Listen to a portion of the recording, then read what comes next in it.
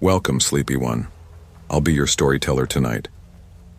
Before we begin, please like and subscribe for more bedtime stories. Let me know in the comments where you're watching from. And now, close your eyes. Let's begin. By the time the week of endless meetings finally ended, I realized how starved I'd become for something real. My days had blurred into a monotony of client calls, PowerPoint decks, and blinking Zoom links. By Friday, my brain felt like it had been scraped raw. I didn't want to talk about budgets or KPIs anymore. I just wanted a conversation that didn't feel transactional. I wanted to laugh with someone who wasn't secretly counting down the minutes until the next meeting. Then I saw her, Clara Bennett. Her profile photo was disarmingly warm, brown hair caught in sunlight. That kind of easy smile people usually fake, but somehow she didn't. Her bio said, sarcastic. Addicted to caffeine. Will out-hike you but probably complain the whole way. It was so casual, so human that I felt something tug at me. I swiped right without thinking. We matched in less than a minute. Our messages started light. Bad coffee jokes, IKEA trauma stories, snarky commentary about the latest overhyped Netflix series. There was something effortless about her. No performative emojis, no try-hard flirting, just connection. I laughed more in that first night of texting than I had all week. Then came the message that made my stomach turn. Hey, I'm staying at the Westwood Hotel nearby. Come up, let's have a drink. My eyes hovered over the screen. Too fast, too forward. My gut whispered, don't. I typed back, thanks, but I'd rather meet somewhere public first. Then, before I could overthink it, I blocked her. That should have been it. An hour later, my phone pinged again. Another account, same name, same photo, don't be shy. Just one drink, I promise. My heart kicked up. I laughed out loud, but it came out shaky. Maybe it was a prank. Someone from work? IT guy with too much free time? Curiosity won out over sense. I made a throwaway account and called her, half to prove it was fake, half to confront whoever it was. The video connected instantly. There she was. Clara, smiling in a hotel lobby. The Westwood lobby. Background perfectly matching the photo she'd sent. She waved. Ethan, didn't think you'd check. Her tone was playful, ordinary, but something about the way she said my name, the confidence, the ease, made my chest go cold. I ended the call.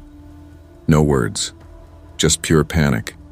I deleted every account, shut my laptop, and sat in silence for a long time, listening to my own breathing.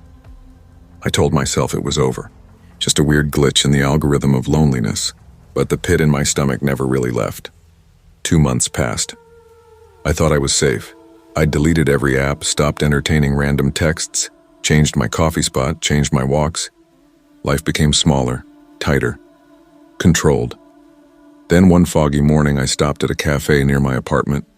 The smell of espresso, the low hum of chatter. It almost felt normal again until I heard a laugh. A woman at the next table. Brown hair. The same subtle way she adjusted her jacket sleeve before reaching for her cup. My pulse froze. She turned, met my eyes, and smiled. A quiet, knowing smile that didn't reach her eyes. Clara. I blinked, and she was already walking out, disappearing into the drizzle outside, like she'd been waiting just to remind me she was real. My hands trembled as I gripped my coffee. I wasn't paranoid. She'd been there. She'd followed me. The messages, the hotel, it hadn't been a fluke. It was a pattern. That night I locked every window, double-checked the deadbolt, pulled the blinds tight. I paced the apartment, trying to convince myself I was overreacting. But every sound, the pipes, the creaks, the muffled footsteps in the hall, made my heart race. I told myself maybe it was all coincidence. That maybe I'd projected meaning onto nothing, but I knew. Deep down I knew some people don't stop. Some people fixate. And when I finally re-downloaded a dating app weeks later, I made rules. Hard ones. No spontaneous meetups. No personal details. No exceptions, because once someone like Clara finds you, you never really go back to normal. Verification. Video calls. Background checks. Nothing casual, nothing impulsive. Trust but verify. I'd learned that the hard way. Weeks went by, and for the first time in months, my life started resembling something normal again. I went to work, stopped checking over my shoulder, even laughed more easily. The memory of Clara began to fade, softening into something that felt almost distant. Then, on a Thursday evening, I stepped out of my apartment and froze. Across the street, under a dark umbrella, a woman was walking, head tilted slightly down, matching my pace almost perfectly. She wore the same beige coat, the same slow, deliberate gait I'd seen before. Clara. My pulse spiked, a rush of adrenaline cutting through the chill air. I turned quickly, ducking into a narrow side street between two buildings. My footsteps echoed too loudly against the wet pavement. I changed direction twice, quickened my pace, tried to convince myself it was nothing. It's just coincidence. It has to be coincidence, but my gut didn't believe me. When I reached my apartment, I locked the door, once, twice, then a third time, and sat in the dark. The city hummed outside. A car passed. The refrigerator buzzed softly.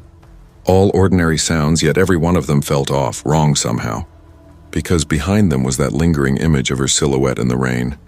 The next morning, I sat on my couch with my phone in my hand, debating calling the police. What would I even say? A woman I met online keeps showing up near me. It sounded paranoid. Delusional, even. They'd tell me to change my routine, to avoid contact, to be cautious, but I'd already done that. I'd already built my life around avoidance. And still, she found ways to appear. That realization gutted me, because it meant I wasn't overreacting. It meant I was being hunted.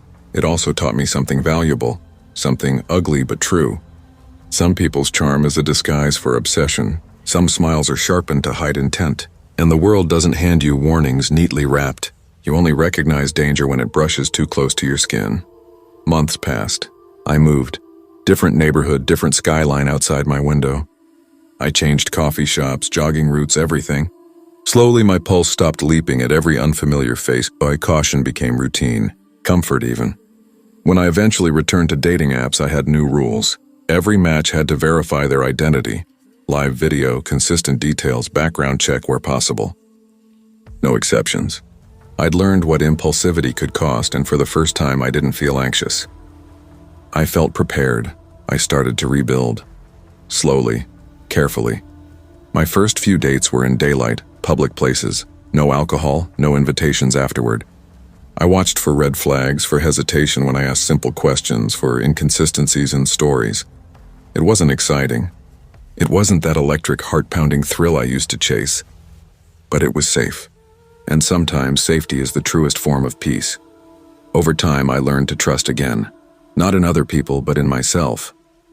In my instincts. My caution wasn't cynicism. It was respect for my own boundaries. Because some people never stop. Some obsessions don't die with distance. The only way to survive is vigilance, preparedness, the willingness to protect your own peace above anyone else's expectations. Now, when I sit in a quiet cafe, hands wrapped around a cup of coffee, I sometimes catch my reflection in the window and think about that night. The umbrella, the drizzle, the fear that pressed against my ribs like a hand. I remind myself I made it out. I remind myself I learned charm can deceive. Persistence can be predatory. The world is full of people whose intentions blur beneath polite smiles. So I test reality before I invest hope. I value honesty more than chemistry. I protect my space, guard my peace, and never let excitement silence my instincts, because sometimes self-preservation isn't fear, it's strength. And survival, I've learned, is its own kind of love.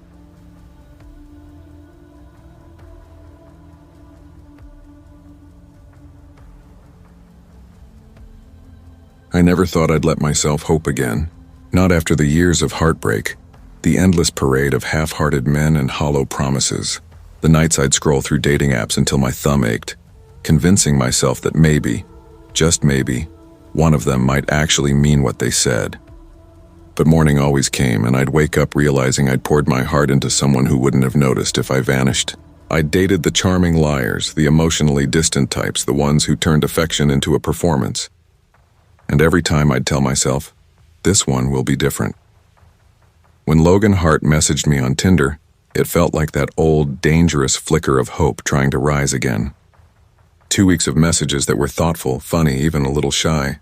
He talked about sailing and cooking, about craving something real. Not in that hollow, performative way, but in a way that made me want to believe him. No pressure, no games. Just conversation that felt easy. Normal. I picked Rossi's Bistro for our first date, a cozy Italian spot with amber lights from the sconces. soft jazz curling through the air and the faint scent of garlic and wine that made the place feel like a warm secret. I arrived early, heart thudding, tugging at the hem of my blouse like a teenager trying to calm herself before prom. Then he walked in. Tall, clean-cut, with that slight nervous smile that made him seem Safe somehow. "You look amazing," he said, pulling out my chair. I laughed lightly. Flattery before appetizers. "Dangerous start?" He grinned. "Guess I'm living on the edge tonight." The conversation flowed easily. He told me about restoring old boats on weekends, about how he found it peaceful. I talked about the art studio I ran with my sister, how the smell of turpentine and coffee had become my comfort. He listened, really listened, and I found myself laughing, leaning in, feeling the cautious thrill of connection again. For the first time in years, I thought, maybe this could be steady. Maybe I can trust someone again. Then his phone lit up. A name flashed across the screen. Gilda. I didn't see the message, but I saw his face change, just for a second. His jaw tightened, eyes flicking toward me before he quickly flipped the phone face down. "Work call?" He muttered too fast. "Late night for work, huh?" I asked, forcing a smile, though something in me had already gone cold. "Yeah," he said with a strained laugh. "My business partner's dramatic." He tried to recover, but I could see the tension in his shoulders, the way his fingers kept drumming against the table, his eyes darting occasionally toward the door. I told myself I was overthinking it. Trauma had made me suspicious, and I was trying not to let it ruin this. But as dessert arrived, a perfect tiramisu, sweet and soft, I couldn't ignore the unease crawling through me. Something was off. Then the door opened. The woman who stepped in didn't hesitate. Her eyes swept the room like a heat-seeking missile until they locked on him. My pulse spiked. "Logan," she said, her voice steady but trembling underneath. "So this is your client dinner?" He froze. The blood drained from his face. I sat there, half smiling like a fool caught mid-breath. "Gilda not here," he said under his breath, standing abruptly. "Not here?" She snapped, voice cracking. "You promised me this was over." The words hit like glass breaking inside me. I didn't need her to explain. The truth was right there, sharp and humiliating. My throat closed. "You're married," I whispered, though it wasn't really a question. He opened his mouth. "Shelley, Don't you dare lie again," she cut him off. My hand shook as I reached for my wine, the motion too quick. The glass tipped, spilling red across the white tablecloth like blood from a fresh wound. Conversations around us stuttered into silence. "Gilda, please," I tried to interject, my voice trembling. Don't you talk to me," she shouted, and the entire room seemed to flinch. Logan sank back into his chair, pale and hollow, his hands trembling. He didn't deny it. He didn't even try. His silence told me everything. The manager rushed over, trying to calm things down, apologizing to the nearby tables. I barely heard a word. The world felt muffled, like I was underwater. Outside, I caught a glimpse of Gilda collapsing under the streetlight as officers approached, her sobs echoing down the rain-slick sidewalk. I didn't follow. I didn't need to. My heart wasn't breaking for him or even for her. It was breaking for me, for the part of me that still believed people could mean what they say. Later, at my sister's apartment, I sat on the couch with a mug of tea gone cold in my hands, staring out at the city lights blurring through the rain-streaked window. Somewhere in that reflection, I saw the version of me who'd still believed in love, and realized she was gone. Logan's messages started pinging one after another. "Please let me explain. She's unstable. You don't understand." I stared at the screen for a long time before quietly deleting them all. No replies, no closure, just silence. For once, I let myself feel the disappointment without sugarcoating it. No excuses. No desperate rationalizations about bad timing or mixed signals. I had wanted something steady. Real conversations, shared laughter, the kind of warmth that didn't vanish when the bill came. Instead, I'd fallen for another mask, one that cracked the moment truth entered the room. Across from me, my sister sat cross-legged on the couch, watching me with that gentle firmness only she could manage. "You okay?" she asked softly. I let out a shaky breath. "Yeah," I said, though my voice was barely more than a whisper. "Just tired. Tired of being someone's mistake." Outside, the city pulsed indifferently. Neon lights smearing across wet pavement, couples walking under umbrellas, laughing, believing their own illusions. I whispered to myself, next time, coffee first, daylight, no wine. The weeks that followed blurred together. I deleted Logan's number, wiped old texts, and avoided the apps like they were landmines. My studio became my sanctuary. I painted for hours, lost in color and motion, the smell of acrylics grounding me. My sister and I cooked dinners together, talked about movies, about nothing, about everything. Some nights I sat up sketching until dawn, realizing just how many boundaries I had quietly let crumble over the years. Every brushstroke was a small act of rebuilding. Dating again terrified me, not because I feared men, but because I feared myself. I didn't trust my own judgment, my ability to tell the difference between sincerity and performance. I'd learned that optimism can be dangerous when it blinds you to patterns. So I waited. I practiced patience. I learned to sit with solitude without treating it like punishment. When I finally agreed to another date, it was in daylight. No dim lighting, no wine to blur instincts, just coffee, real talk. I asked questions, listened harder. I watched for consistency, the way someone's tone changed when they spoke to a waiter, how they handled silence, whether they followed through on the small things. Months later, I found myself at a quiet cafe, sitting by the window with my journal and a warm cup of chai. The afternoon light spilled across the page and I caught my reflection in the glass, calmer, grounded, present. Logan had become a faint echo in my memory. Not a wound, not even a scar, just a lesson etched deep enough to remind me what not to ignore. I wasn't bitter anymore, just wiser, awake. Trust, I realized, isn't something you hand over. It's something someone earns piece by piece through time and truth. A person's character isn't shown in grand gestures or pretty words. It's revealed in the small, repeated things. And self-respect? That's the quiet, unshakable boundary no one else should ever cross. I smiled, watching the world move beyond the glass. Taxis honking, strangers laughing, someone holding flowers too tightly as they ran through the rain. Life was happening all around me, messy, unpredictable, beautiful. For the first time in years, I didn't crave anyone's validation to feel whole.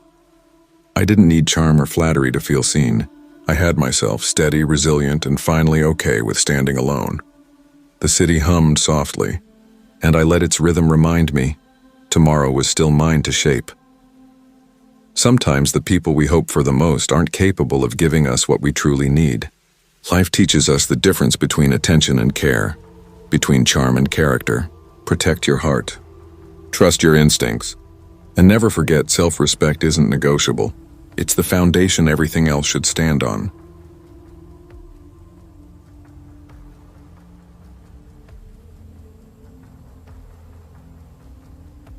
I used to think dating apps were like modern confession booths. You show up with your best smile, confess your loneliness, and hope someone forgives it with a match. That's how I met Teresa Quinn. My name's Lucas Hale, 38, freelance graphic designer, coffee addict, part-time optimist. After 2 years of pandemic video calls and half-hearted first dates, I told myself I'd give it one last try. Maybe this time would be different. Teresa's profile caught my eye because she didn't sound like everyone else. Her bio read, "I like abandoned places and late-night drives." Good grammar is a turn-on. It was quirky, a little dark, but real. We messaged for a week before she agreed to meet. She used punctuation, actual punctuation, which felt like a miracle online. She asked about the kind of art I liked, my favorite films, even my go-to gas station snack. When I said, Red Bull and beef jerky, she laughed. "You have the diet of a sleep-deprived trucker," she texted. Her replies felt easy, natural, warm in a way that didn't feel rehearsed. We settled on a jazz bar on West Belmont. Cozy, dim, the kind of place where you can hear a saxophone over your own heartbeat. The day of the date, I worked too long, rushed through a shower, and changed shirts 3 times. I didn't want to look desperate, but I also didn't want to look like I'd given up.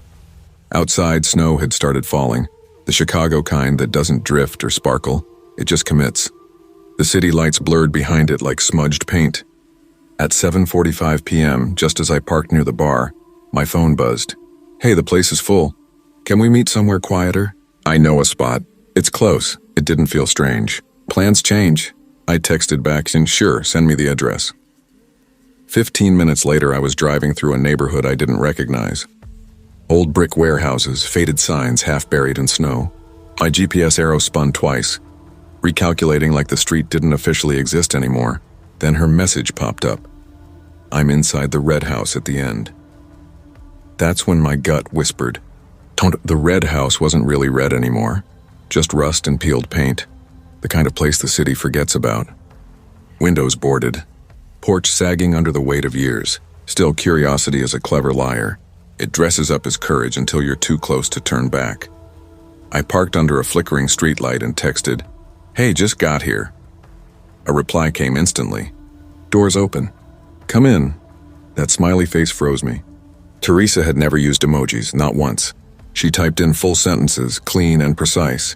Something about that smiley. Too casual, too wrong. Scratched at my nerves. The snow crunched under my boots as I walked toward the gate. The air smelled metallic like rust or old blood. Somewhere down the block, a dog barked once and went silent. Then I saw them. Two shapes behind the side fence moving slow, like they thought I couldn't see. A whisper sliced through the stillness. He's here. My pulse exploded in my chest. I forced my face calm, pulled out my phone, pretending to check something, and opened my rideshare app. My thumb hovered over request pickup. A voice came from the dark. "Hey, you, Lucas? Teresa said you were cool." I swallowed, forcing a weak laugh. "Yeah," she texted. "Said she's running late. I'll wait in the car." Silence.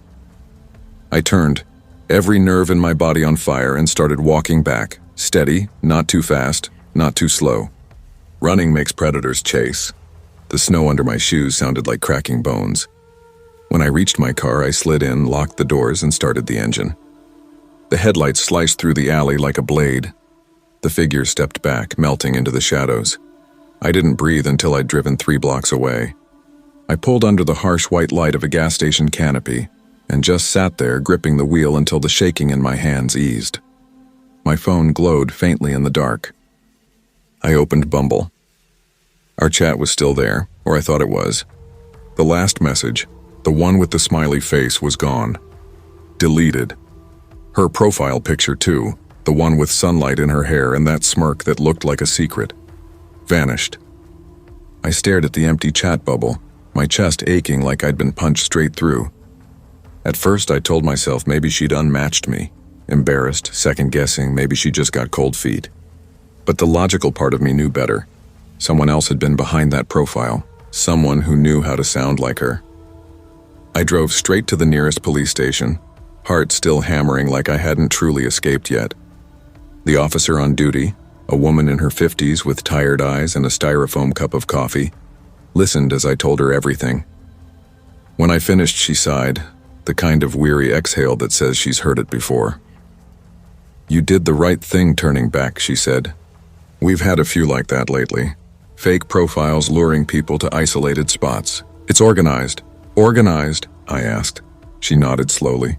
"We think small groups. Sometimes robberies, sometimes worse. People trust a pretty face on an app. You'd be surprised how many don't make it here to tell us." Her words followed me long after I left. Back at my hotel, I sat on the edge of the bed, still wearing the half-buttoned shirt I'd picked so carefully hours earlier. The fabric smelled faintly of cologne and nerves. I looked at my reflection in the dark TV screen, the blurred outline of a man who'd almost walked into a trap with open arms. All that effort, all that hope for a maybe. I poured myself a plastic cup of whiskey from the minibar and stared at the snow outside. It drifted sideways, slicing through orange streetlight like the whole city was burning quietly under the storm. Somewhere between the second and third sip, I opened Bumble again. I scrolled through old messages, tiny ghosts of connection, jokes, plans, little confessions. Digital echoes of people who might not have even existed. I could almost hear Teresa's laugh, the one she'd typed but never spoken. I closed the app and tossed the phone onto the nightstand. In the morning, I stuck a note to the bathroom mirror with a hotel pen and a yellow sticky pad. It said, "Meet people, not profiles." It felt too simple, almost cliché, but maybe truth always sounds that way when it's too late. I left Chicago at dawn, heading south on I-55 with a burnt-tasting coffee and late-night radio static for company. The snow turned to sleet, then rain, then nothing at all. At a rest stop outside Bloomington, I sat in the car, thinking about how close I'd come to being another headline. Dating apps felt different now, like walking through a hall of mirrors, each reflection promising something real, but offering only another version of loneliness. Back home in Springfield, I told a few friends what had happened. Most said the same thing. You were lucky. I nodded, but it didn't feel like luck. It felt like instinct, finally earning its paycheck. A week later, I got an email from Bumble's safety team confirming the profile had been linked to multiple scams. They thanked me for reporting it. That night, I stood outside as the last of the snow melted into cold rain. The world looked small, shrunk down to screens and pixels, to typed words and half-truths. We chase connection, but sometimes the chase blinds us to danger. We forget that behind the glow of a screen, a person can be anyone, or no one at all. I still believe in love, I think. But now, I'd rather meet someone reaching for the same carton of milk at the grocery store than inside a chat bubble that can vanish in an instant. Because the red house at the end wasn't just a trap. It was a warning. Not every door you're invited to walk through deserves to be opened. In a world built on profiles and pixels, safety has to come before curiosity. Charm can be coded and danger can wear a friendly smile. Trust your instincts. They're the only part of you the internet can't impersonate. Meet people, not profiles.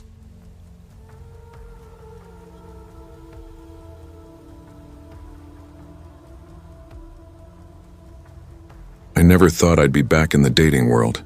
My last relationship had ended 6 months ago, and it had left a bruise deeper than I wanted to admit. Not just heartbreak, something quieter, more corrosive. The kind of doubt that made me wonder if I was even built for connection anymore. I told myself I was fine, that solitude was good for me, but most nights I just scrolled through dating apps out of boredom. Swiping was mechanical. Faces, smiles, bios, all blending into one long blur of maybes. Then one evening I saw her, Danielle. Her profile didn't scream for attention. It felt still.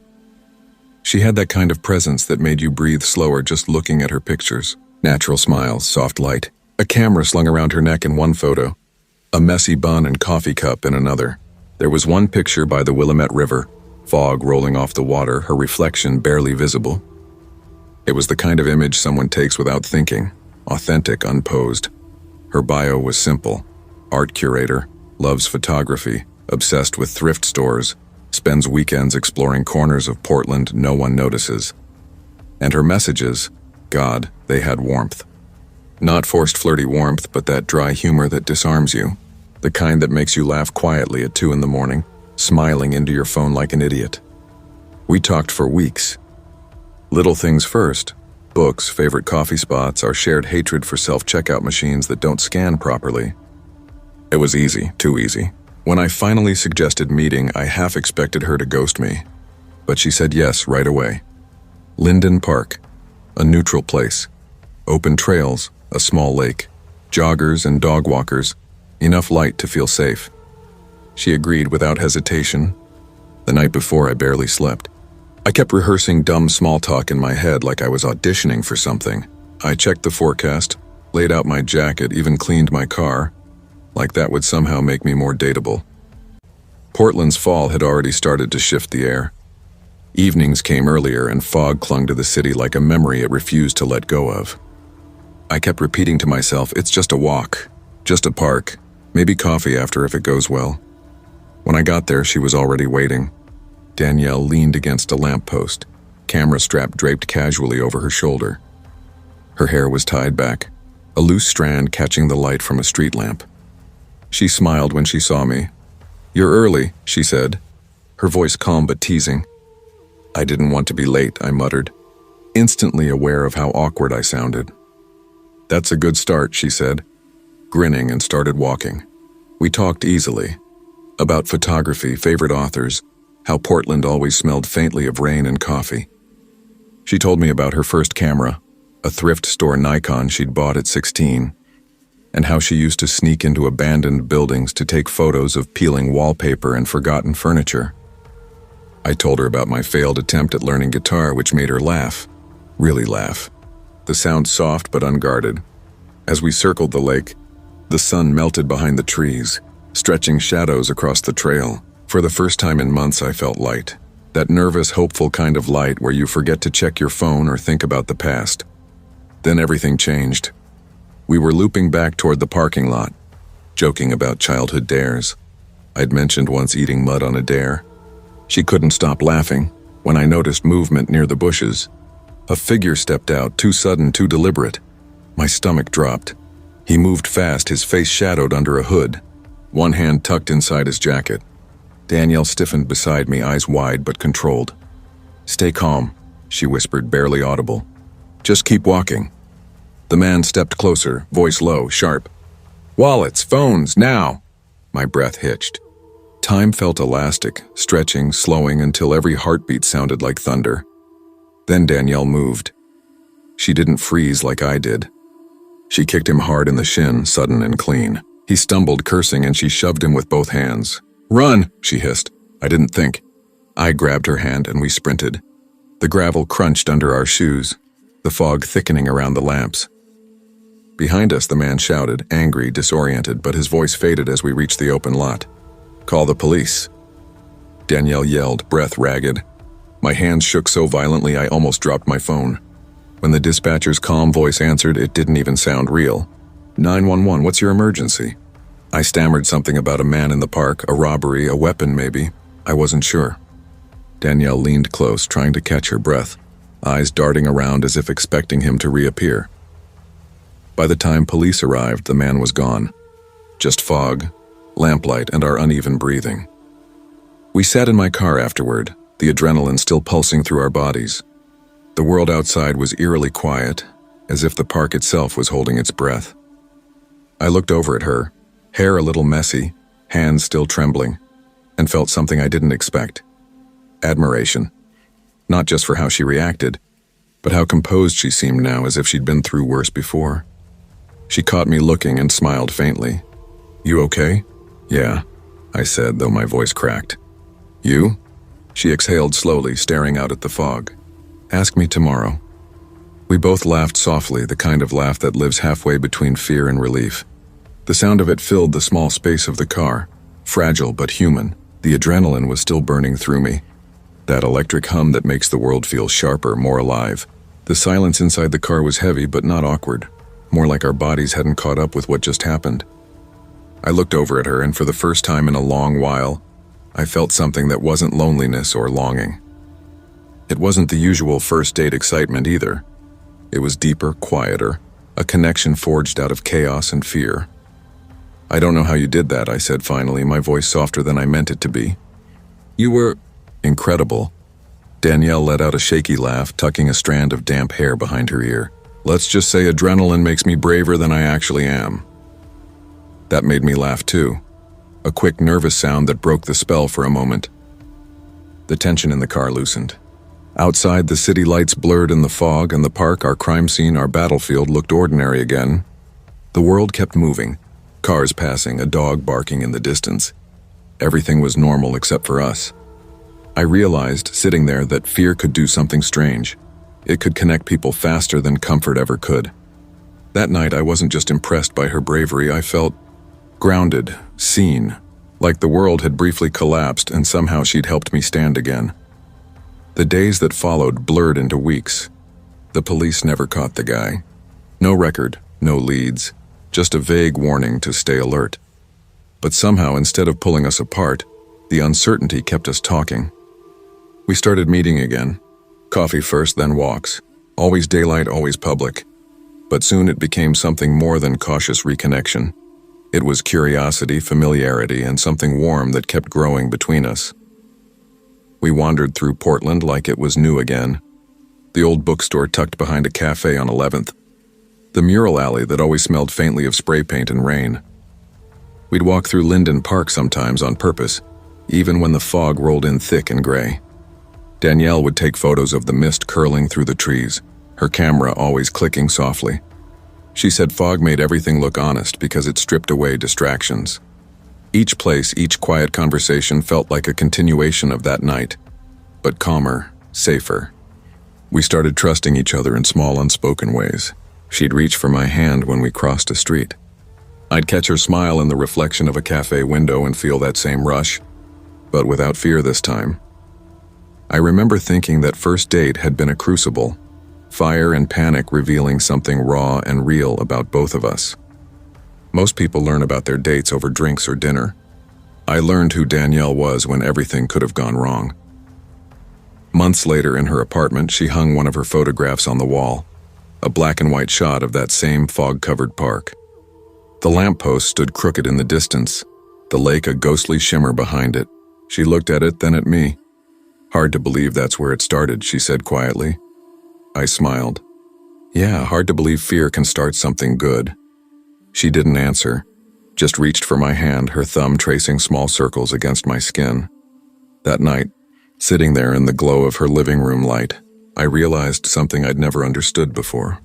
Dating isn't just about chemistry or shared interest or clever one-liners. It's about seeing who someone becomes when the world tilts sideways, when fear is real and instinct takes over. It's about trust built in the split second between danger and safety. Danielle had shown me that, not through words or promises, but through action. Through the way she faced fear without freezing, how she reached for me, how she kept moving even when everything screamed to stop. We grew closer after that, not in a movie montage kind of way, but in small, steady steps. Mornings spent sharing silence, nights filled with soft laughter and the clatter of dishes. The memory of that foggy park stayed with us, not as trauma, but as a strange kind of origin story. It reminded me that fear doesn't just test people, it reveals them. And sometimes, if you're lucky, surviving it together forges something unbreakable, something that doesn't fade when the adrenaline does.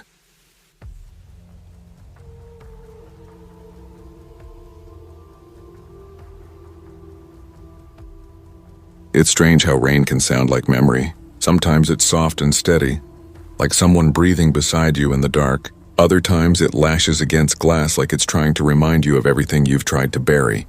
The night I met Caleb, Bristol was drowning in it. That kind of relentless November rain that makes the air feel heavy, metallic. I remember thinking it would ruin my hair, that I'd look nervous before I even got there. I didn't realize until later it wasn't just weather. It was a warning. The world whispering, "Not again, Ivy." It had been 3 years since I'd said yes to anyone. 3 long, quiet years of turning down dates, deleting apps before even opening them, convincing myself that solitude was safety.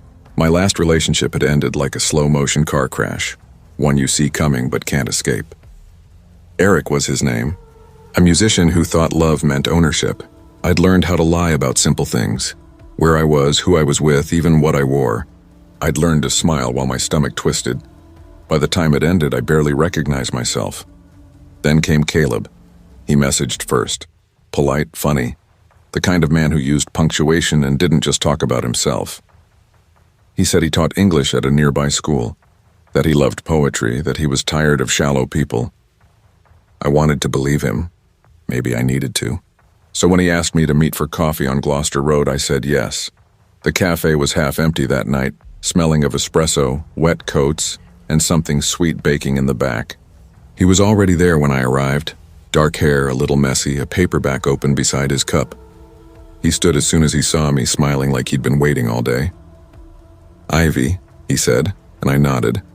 His voice was calm, warm, safe almost. I remember thinking, finally, someone normal. The first 20 minutes were easy. We talked about work, movies, music. He told me his students called him Mr. Reed, like he was ancient. I laughed, maybe too loudly. For a while, I felt like my old self again. Then my phone buzzed. "Who keeps texting you?" He asked lightly, still smiling. "Oh, just my flatmate," I said. He nodded, but his gaze lingered. "You should put it on silent. It's rude." His tone wasn't sharp, just tight, possessive in a way that pricked something deep inside me. I brushed it off. He's just old-fashioned, I told myself. But then the little things began to pile up. When the waiter smiled at me, Caleb's jaw tightened. When I mentioned my sister, he asked if she lived with me or just popped in whenever.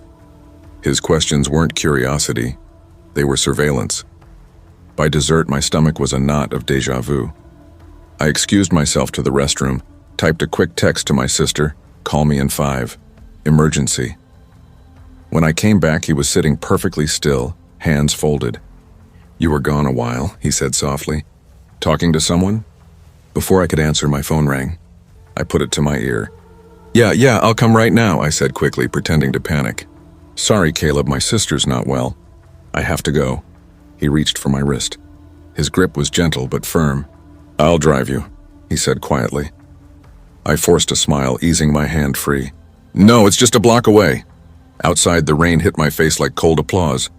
I walked fast, heart pounding, the sound of my boots against wet pavement too loud. Each step away from that cafe felt like survival. When I got home, I cried. Not because of him, but because of me. Because after everything, I'd still almost stayed. Healing isn't a straight line. People say that like it's comforting, but what they don't say is how easy it is to slide backward. After that night, I told myself I was fine. I'd dodged a bullet. I'd proven I could recognize the signs, but underneath something old began to stir, that whisper that said, "You attract the wrong kind of men." I met Eric when I was 21, working in a bookstore. He was charming in the way danger always is. Warm grin, lazy confidence, a voice that made you lean closer. He played guitar, wrote songs about heartbreak, said I was his muse. It sounds romantic until you realize it means he's writing about your pain. At first, he was sweet. He'd wait outside my work, walk me home, bring me coffee. Then came the questions. "Where are you going? Who are you meeting?" Concern disguised as care. "I just worry about you," he'd say, and I'd believe him. Then my friend stopped calling. My world shrank until it fit neatly inside his approval. When I finally left, he showed up at my door 2 nights later, crying, apologizing, saying he couldn't live without me. The police had to tell him to stop. That was 3 years ago. But when Caleb said, "You should put it on silent," my body remembered before my mind did. The tone, controlled, polite, edged. It unlocked something old. After that, I started seeing signs everywhere. A car slowing when I walked home, a shadow hovering near the gate to my flat, a message request from an unknown number with no profile photo. I told myself I was being paranoid, but deep down that quiet, sharp instinct whispered, "Someone's watching again." One evening, scrolling half distracted, I saw his name on a local Reddit thread. "Anyone else get bad vibes from this guy?" Met him at a cafe, wouldn't stop asking where I lived. My stomach dropped. I wasn't the only one. That night I deleted every dating app, blocked unknown numbers, and lay awake listening to the rain battering the windows. Every sound made me flinch. I kept replaying that moment. His calm expression, his hand closing around my wrist, that half smile like he already knew I'd try to leave. Healing isn't a straight line. Sometimes it's a circle. You end up right where you started, praying this time you'll break it. By December, Bristol's cold had settled in deep. I wrapped myself in scarves and silence, avoided the cafe street, ignored every number I didn't recognize. My sister Hannah started coming over more, sensing the weight I wasn't saying out loud. "You can't live scared forever," she said one night, handing me a steaming mug of tea. "I'm not scared," I lied. "Just being careful." She smiled gently. "You deserve normal, Ivy. Normal." The word felt foreign. What did normal even mean anymore? One evening, walking home from work, I caught sight of a man across the street. Tall, dark coat, umbrella tilted low. My stomach clenched. He wasn't looking at me exactly, but it felt like he was waiting. I walked faster, heartbeat syncing with the rhythm of the rain. When I turned onto my street and glanced back, he was gone. Inside my flat, the quiet was suffocating. I checked every lock, every window. My reflection in the glass looked pale and shrunken, like someone halfway erased. I thought about calling Hannah, but I didn't want to sound crazy. I turned on the TV for background noise and sat staring at nothing. That night I dreamed of the cafe. Caleb sitting alone, eyes fixed on me even when I wasn't there. By January, I was bone-tired. Every creak of the floorboards made me tense. I kept telling myself I was safe. That Caleb was just another bad choice, not a curse. But one evening coming home, I froze. A white envelope was taped to my door. No name, no stamp. Inside was a single photo, me at the cafe window that night looking out at the rain. My hand shook. I reported it to the police. They took notes, nodded, said they'd keep an eye out, but I saw it in their faces. They thought I was overreacting. Just another anxious woman with a story that sounded off. For days, nothing. Then one morning his profile photo appeared again, not on the app but under people you may know on Facebook. I hadn't told him my last name. My throat went dry. I deleted my account instantly. It felt like drowning in déjà vu. Every man's kindness started to look like danger. Every passing glance, surveillance. Hannah finally convinced me to see a therapist. You can't let one man define your safety, she said. But she didn't understand. It wasn't one man. It was the pattern. The way charm could hide control. The way danger could wear kindness like a mask. By spring, the rain finally eased. I'd moved, new flat, new locks, new number. Slowly, the noise in my head dimmed. I started painting again. Small canvases of gray skies, narrow streets, doorways half hidden by rain. My life was still fragile, but at least it was mine. One evening, standing by the new window, I watched the rain streak down the glass. For a second, I thought I saw a reflection behind me, a familiar outline, but when I turned, it was only me. It hit me then. All those years of fear had taught me to listen, to trust that voice inside, the one that said, "Run now," the one that had saved me twice. I made tea, sat by the window, and listened to the rain. This time it didn't sound like memory. It sounded like release. Sometimes survival isn't dramatic. It's quiet. It's leaving before the danger unfolds. It's trusting your instinct when no one else believes you. The moral of Ivy's story isn't about avoiding bad men. It's about never silencing yourself again. Because the most dangerous thing a woman can do isn't running away. It's convincing herself there's no reason to.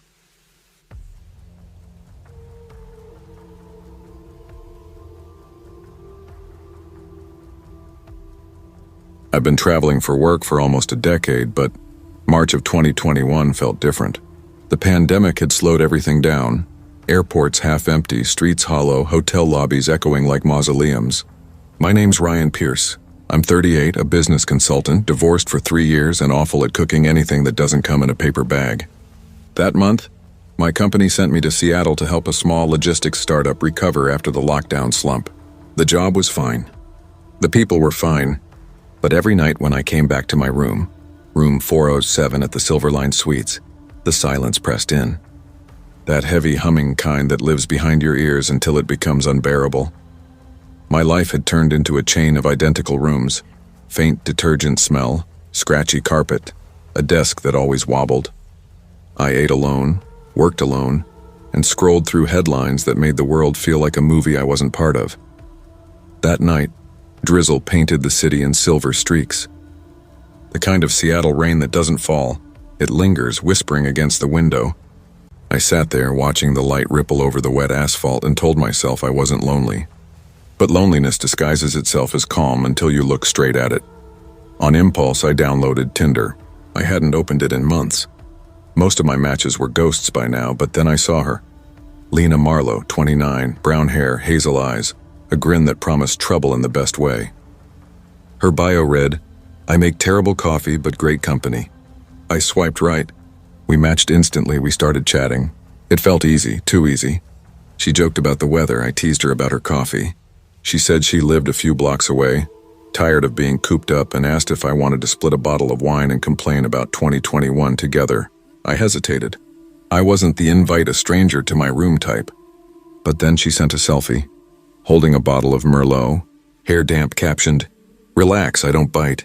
I laughed and texted, "Fine, 1 glass." By 10, I'd straightened my shirt, shoved my laundry bag under the bed, and tried not to feel ridiculous for caring how I looked. A knock came soft, quick, like someone testing the sound first. When I opened the door, there she was. Rain-soaked hair clung to her cheeks, eyes bright like headlights cutting through fog. "Hi," she said, smiling shyly. "God, Seattle weather." "Yeah," I said, stepping aside. "It's basically atmospheric soup." She laughed, a real laugh, and stepped in. For a moment it felt normal, human. But then I noticed it, a faint metallic glint inside her half-open bag. Just a flash. A keychain, maybe? My gut twisted anyway. She set the wine on the table, eyes scanning the room like she was taking inventory. Her jacket dripped onto the carpet. "Nice place," she said. "You travel a lot?" "Too much," I admitted. "Kind of used to being alone," she said, smiling, but something about it felt rehearsed. "That makes you easy to talk to," she added, glancing at her phone. The glow from her screen lit her face, and for a split second I saw a man's face there. Not a wallpaper. A live video call. Friend checking in? I asked casually. Yeah, she said too fast. My cousin. Then a noise. A dull thud from the hallway. Then another, like someone testing doorknobs. I turned toward the sound. She didn't even flinch. You hear that? I asked. She tilted her head, all innocence. Hear what? The hair on my neck stood straight. I walked to the peephole.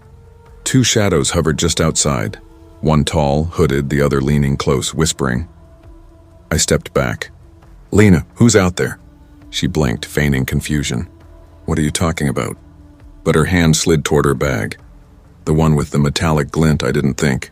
I just grabbed my phone, thumbed the emergency button, hit speaker. 111, what's your emergency? The operator's voice filled the room. Instant reaction. The man outside moved fast, footsteps thundered away. Lena cursed under her breath, snatched her bag and bolted. The door slammed behind her. I locked it, heart pounding so hard it drowned the operator's voice. Sir? Hello? Are you safe? I think so, I stammered. Someone tried to, I don't know, break in. When the officers arrived 40 minutes later, I'd replayed the whole scene 100 times. The security footage showed her and two men walking the hall, circling twice, then vanishing after I called. They've been hitting travelers, one cop said. Fake profiles, fast robberies. You did the right thing, man. I didn't feel right. I didn't feel heroic. Just empty. After they left, I sat by the window staring at the rain. The unopened wine bottle still glistened on the table, sweating in the lamplight, and all I could think was, how many other doors did they knock on tonight? I didn't sleep. Every creak made me flinch. By morning, my bags were half packed. I wanted out of Seattle. But work had other plans. 3 more days of meetings, polite small talk, and pretending my hands didn't still shake. When I logged into my morning video call, my coworker smirked. Dude, he said, chuckling. You look like you've seen a ghost. Something like that, I said. I didn't tell anyone the full story. What was I supposed to say? I almost got robbed because I was lonely? That night, I skipped dinner and sat on the hotel bed scrolling through Tinder. Half habit, half curiosity. Lena's profile was gone, deleted. I didn't feel angry, just stupid. Loneliness makes you do reckless things and then punishes you for them. By day 2, the cops emailed a follow-up. My report matched 2 other cases nearby, same setup. Business travelers in hotels, different women, same description. That metallic glint I'd seen? Probably a knife. After that, I started checking the locks twice. Then 3 times. The silence that used to bother me now scared me. I left the TV on all night just to drown out the hum of my thoughts. But something else gnawed at me more than fear. Why had she hesitated when I called 911? Why did she look scared? Not of me, but of the men outside. That thought lingered like a whisper I couldn't unhear. On my last night in Seattle, the rain finally stopped. The air smelled sharp and metallic like wet pavement and electricity. I walked downtown past coffee shops and neon-lit diners, letting the city noise scrub away the memory of that hallway. Then I saw her, Lena, standing under a streetlight across the intersection. Not the same woman from the app. Her jacket torn, hair matted, face pale and hollow. She looked hunted. For a second, I thought I was hallucinating, but when she saw me, her eyes widened. Ryan, she called softly, like she wasn't sure I was real. Every instinct screamed, walk away, but curiosity beat caution. I crossed the street. What are you doing here? I asked. The cops are looking for you. She shook her head. I didn't know what they were planning, I swear. They said it would just be a distraction, a quick grab. I didn't know they'd hurt anyone. Her voice trembled. She looked like she hadn't slept in days. Why tell me this? I asked. Because you didn't deserve it, she said. You were nice. Her voice cracked on the last word. Before I could respond, a black sedan turned the corner. Lena's head whipped around. Her face drained of color. They found me, she whispered. Who? The guys from that night. The car slowed, headlights gliding over us. My chest tightened. Come on, I said, grabbing her arm. We ran, ducking into an alley, splashing through puddles, breath fogging in the cold air. The sound of tires squealed faintly behind us. We burst out near a lit storefront, my lungs burning. I called 911 again, hands shaking so badly I almost dropped the phone. This time I didn't hesitate. By the time the police arrived, the car was gone. Lena was crying, mumbling about wanting protection, a deal, anything. That was the last time I saw her. The next morning, detectives told me she'd agreed to testify. The men had been running scams from Portland to Vancouver. She was part of it, but not by choice. I flew home that night. It's been 2 years since then. I still travel for work, still live out of the same suitcase, still check into anonymous rooms that all smell faintly of bleach and carpet glue. But I've changed. I double lock doors. I pay attention. Who's in the lobby? Who lingers too long near my floor? Sometimes when it rains, I think of Lena. Not the girl from the app or the one holding the wine bottle, but the version under that streetlight trembling, trying to undo something too big for her to fix. I never asked what happened after the trial. Maybe she disappeared again. Maybe she started over.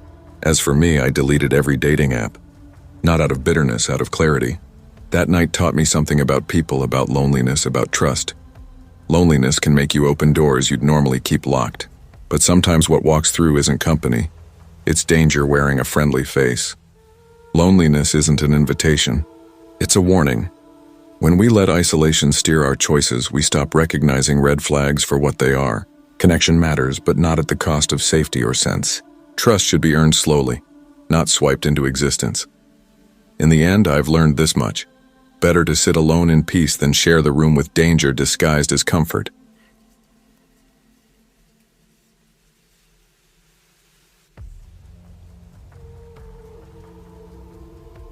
I used to think loneliness was something you could fix, like repainting a wall or replacing a light bulb. That once I transitioned, once I finally started living as myself, everything else would fall neatly into place. Friends, maybe love, maybe even peace.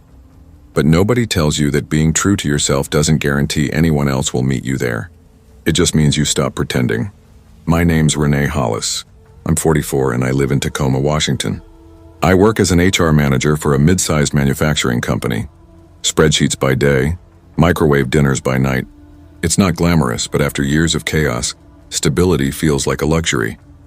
The thing is, stability gets quiet, and quiet, if you sit in it long enough, turns into loneliness. After my transition 5 years ago, I promised myself I wouldn't hide again. I'd already spent too much of my life being invisible, first from others, then from myself. But I've learned that visibility comes with its own kind of danger. Still, one rainy Friday night, with the sound of drops ticking against my apartment window, I gave in. Maybe it was time to try dating again. I downloaded Ario True Unite, a small LGBTQ+ dating app where everyone looked human. No filters, just messy hair, cats, and captions about poetry. That's where I met Charlene. 39. A copy editor with a bad pun problem and a confessed addiction to terrible coffee. Her first message said, "Tell me your favorite smell and I'll tell you who you are." I wrote back, "Cinnamon, because it's warm, even when it burns." She replied within minutes. And just like that, the silence I'd been living in cracked open. For 3 weeks we talked about everything and nothing. It was easy, natural. Like we both knew what it meant to rebuild yourself from the ruins. She told me about her rescue dog, a border collie named Misty. I told her about my ridiculous addiction to cozy mystery novels. When she asked if I wanted to meet in person, I said yes before my fear could catch up. We chose a small cafe downtown, the kind that always smells like cinnamon rolls and second chances. That night I spent too long in front of the mirror, brushing my hair, straightening my skirt, whispering to my reflection, "You look okay. You can do this." I wasn't trying to impress anyone. I just wanted to be seen. By the time I parked, the air outside was damp and heavy with mist. Inside, the cafe glowed softly, jazz humming low beneath the chatter. I ordered chamomile tea, sat near the window, and waited. Every few minutes, the bell above the door would ring, and I'd glance up, half smiling, half terrified. At 7:12 p.m., the door jingled again, and everything shifted. He was taller than I expected. Older, too. Same jacket Charlene wore in her photos, but hanging wrong, like it didn't belong to him. "Renee?" he asked. His voice was deeper, rougher, edged with impatience. Something inside me hesitated, but politeness kicked in before instinct could. I stood and smiled. "Hi. You must be Charlene?" He nodded, sitting across from me. "Yeah, that's me." "Wow," I said, trying to stay calm. "You look exactly how I pictured." He smirked faintly. It didn't sound like a compliment, more like a test. Nice to finally meet you, I added carefully. He leaned in, elbows pressing into the table. So, he said, voice low, when did you decide to, change everything? I blinked. That's kind of personal for a first date. He laughed, short and humorless. I'm just curious. My daughter's trans. I thought meeting you might help me understand her. For a moment, I couldn't process what I was hearing. Then the pieces snapped together like broken glass. Wait, I said slowly. You're her father? He looked away. She doesn't know I'm here. I saw your messages on her phone. You seemed... Interesting. The sound of the cafe dulled. Conversations turned to murmurs, the air tightening around me. My skin prickled. You shouldn't have done that, I whispered. He smiled thinly. Relax, I'm not a bad guy. I just want to see what makes people like you tick. The way he said people like you hit harder than I expected, like he'd slapped me with it. I pushed my chair back slowly. I think we're done here. Don't be dramatic, he muttered. Sit down. A couple near the counter turned toward us. His face hardened. Look, I'm just trying to talk, he said. No, I said. Louder this time. Steady. You're trying to invade. The barista looked up, her eyes flicking between us. When I met her gaze, she started walking over. He stiffened, mumbled something under his breath, then pushed back his chair with a scrape that cut through the soft jazz. For a heartbeat, he hovered there, eyes cold, unreadable, before turning sharply and storming out. The bell above the door chimed once, then twice, then silence. I sat there for a long moment, pretending my heart wasn't pounding so hard it might rattle the table. My hands trembled around the teacup, and I forced them flat against my lap. The barista, a young woman with short purple hair, approached quietly. Hey, she said, voice low and careful. Are you okay? I will be, I managed. My throat was dry, my voice barely a whisper. Do you want me to call someone? She asked. I shook my head. No, just could you walk me to my car? She didn't hesitate. Of course. We stepped out together into the drizzle. The rain had started again, light but clinging, the kind that settled on your skin like static. The street lamps glowed through the mist, soft halos in the dark. At my car, I fumbled for my keys, still shaking. Thank you, I said quietly. You didn't have to... She interrupted with a small, kind smile. Everyone deserves to feel safe leaving a cafe. Her kindness almost broke me. When I finally got inside my car, I just sat there. The door shut and the sound of rain filled the silence. The adrenaline hit all at once. My hands shook against the steering wheel, my breath coming too fast. For 10 whole minutes, I did nothing but breathe. That night, I wrote in my journal, people can wear kindness like a costume. The trick is to see the zipper before they get too close. The next morning, I deleted the app, not out of fear, but out of clarity. Still, for days, I couldn't shake his image. The way he sat there, using his daughter's name like a key to unlock my trust. The thought of it made my stomach twist. 3 days later, I got an email. Subject, I'm so sorry. It was from Charlene. She'd found out what her father had done. Her message was raw, unpolished. He's been struggling since I came out. I didn't know he'd go that far. I'm horrified. Please don't think I was part of it. I stared at the screen for a long time, heart heavy, then typed back slowly. Thank you for saying that. I'm not angry at you. I'm just sad it happened. You deserve better than to have your father weaponize your identity. A few minutes later, she replied, You too. You didn't deserve that either. After that, we didn't talk again. But something shifted inside me. Not bitterness, just understanding. The world isn't divided between good and evil. It's divided between people who listen and people who refuse to. And sometimes the bravest thing you can do is simply refuse to sit quietly when someone crosses the line. It's been a year since that night. I still go to the same cafe, different corner, different mug, same cinnamon smell. Sometimes I bring my journal. Sometimes just a book. I make a point of smiling at the barista who walked me out that night. Her name's Jenna.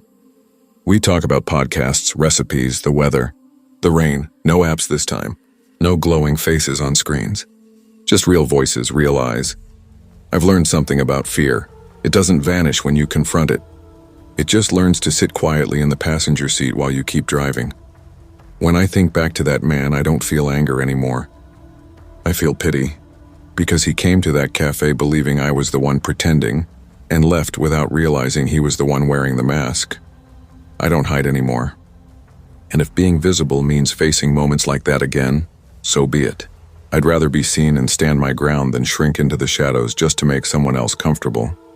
Some nights, when the cafe windows fog and the rain blurs the city lights, I catch my reflection in the glass. Tired, maybe, but whole. And that's enough. True courage isn't just surviving danger. It's knowing when to walk away from it. People can disguise cruelty as curiosity, control as concern. But your safety, your dignity, isn't up for debate. Kindness deserves discernment. Not everyone who smiles means well. And no matter how lonely the world makes you feel, never trade your peace for someone else's misunderstanding of who you are.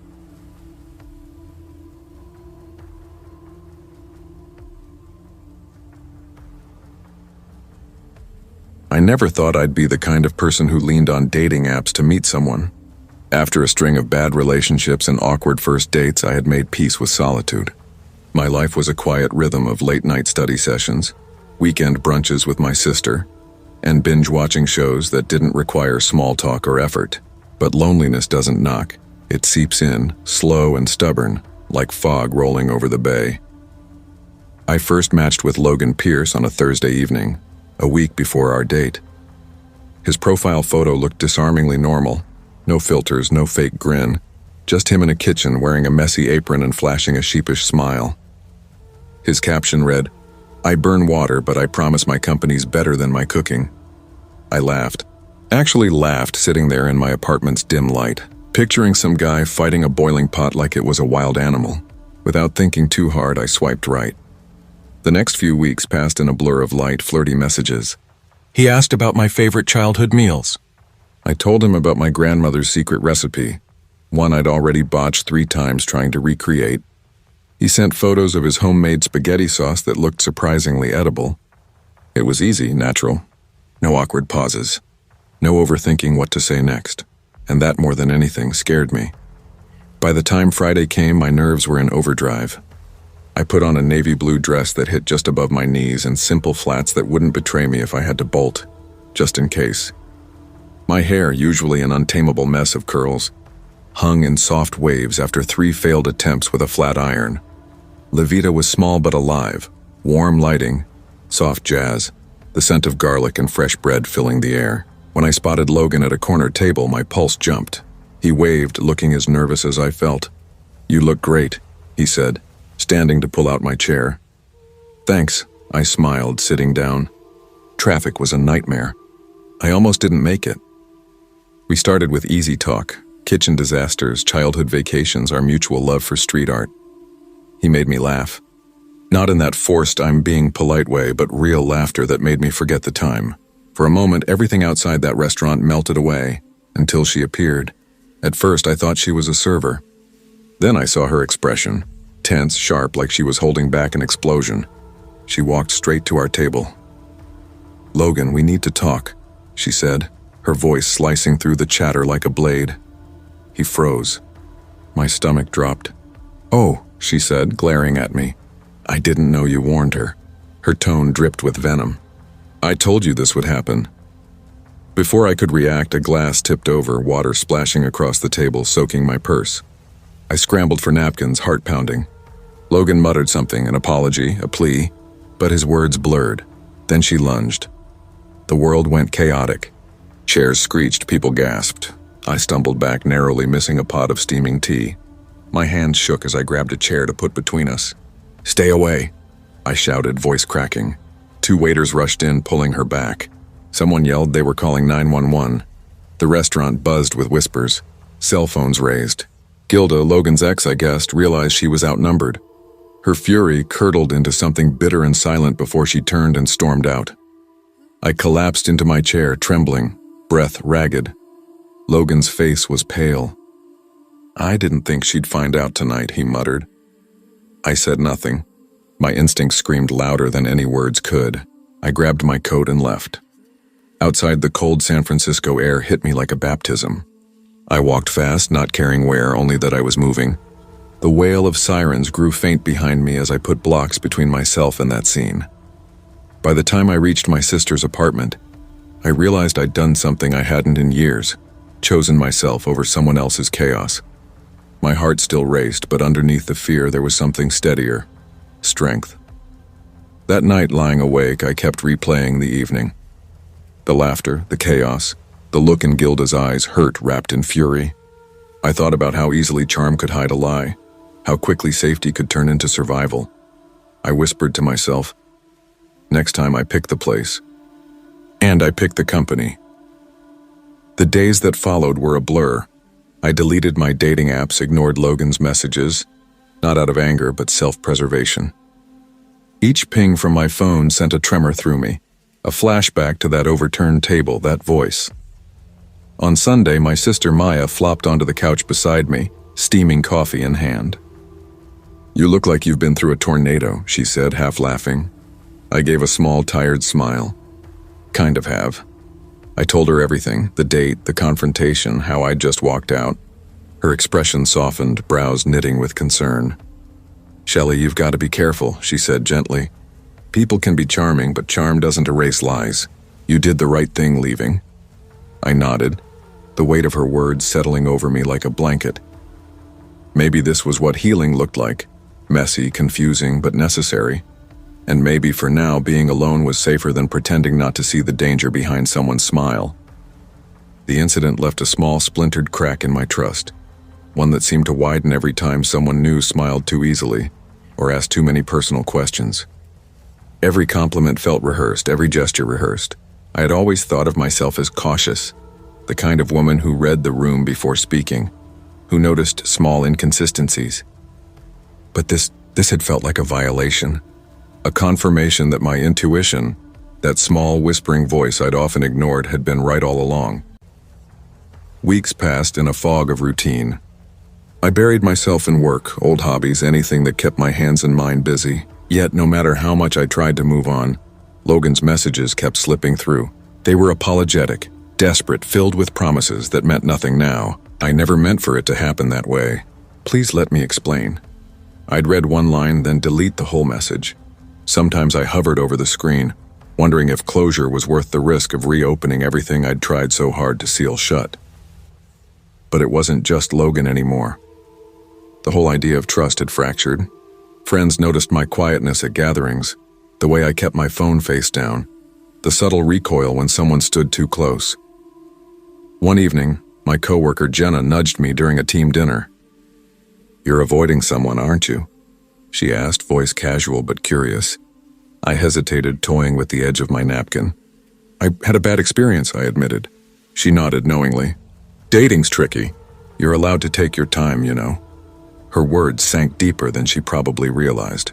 It wasn't just physical safety I'd been guarding, it was emotional survival. Protecting that fragile sense of safety inside me felt like an act of defiance. That night I opened my journal and poured everything out. The fear, the anger, the guilt that I'd somehow missed the red flags, the relief that I'd escaped before things got worse. Hours passed before I realized my hand ached from writing.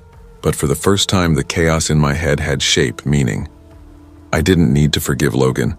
I didn't owe him understanding or a second chance.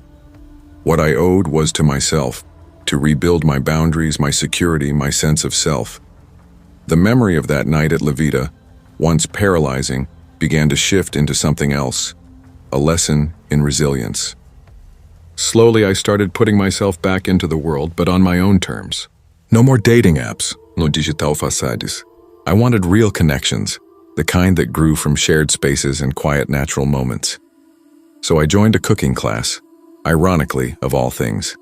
Maybe I was reclaiming what that night had stolen from me. The simple joy of food, of creating something warm and safe. The class was small, filled with people of all skill levels. The scent of herbs and butter, the clatter of pans, the laughter when someone burned their sauce, it was oddly healing. There in that kitchen, I found myself again.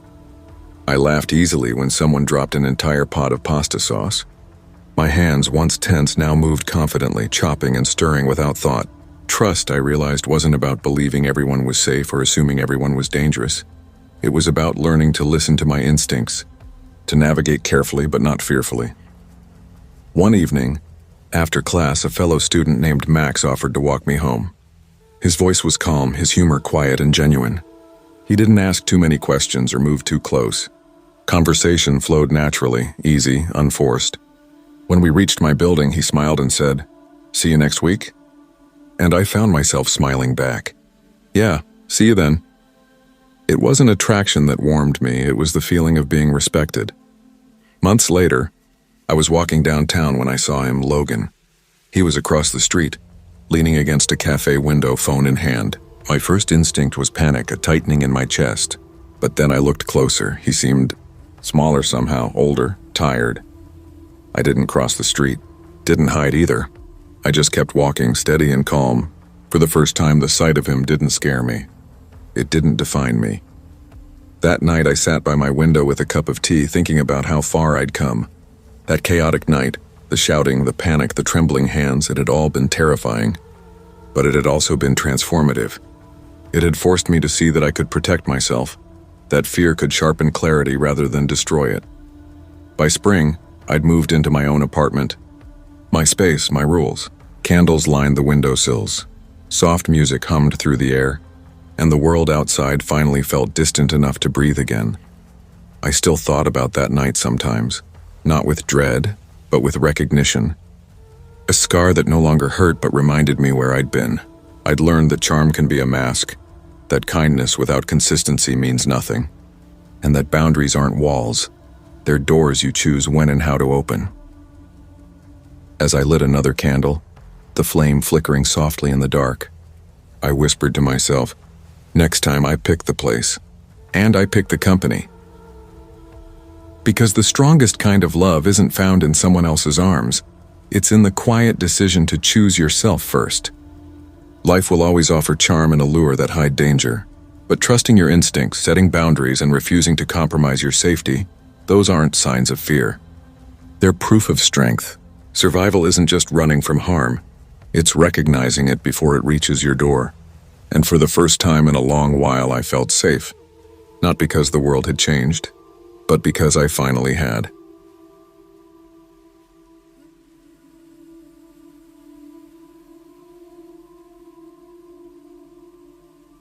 I've never been good at trusting people, especially strangers. It's not paranoia, it's experience. Years of quiet routines, empty Friday nights, and online conversations that died right after the "How was your day?" phase had taught me something brutal. Most people like the idea of you, not you. Meeting Julia Caney felt different, or maybe I just wanted it to. I first saw her at a company networking event. She stood in the corner laughing at something someone said, her smile bright and magnetic in a way that drew people in without trying. When her eyes caught mine, she didn't just glance away. She walked straight over, introduced herself, and just like that, she was in my head for days afterward. The rhythm of her laugh, the way her eyes crinkled when she smiled, the warmth in her voice. 2 weeks later, she asked if I wanted to have drinks at my apartment. Normally, I'd never do that. Meeting a near stranger alone in a private space? No, but I told myself to stop hiding behind fear. She's just Julia, I thought. Keep your guard up, but try. I spent hours that evening cleaning every corner, lighting autumn candles and curating a soft jazz playlist that made the air itself feel warm. When she arrived, my pulse wasn't nervous, it was expectant. She stepped inside, eyes sweeping over everything. "Wow," she said softly, inhaling. "Your place smells like fall, cozy."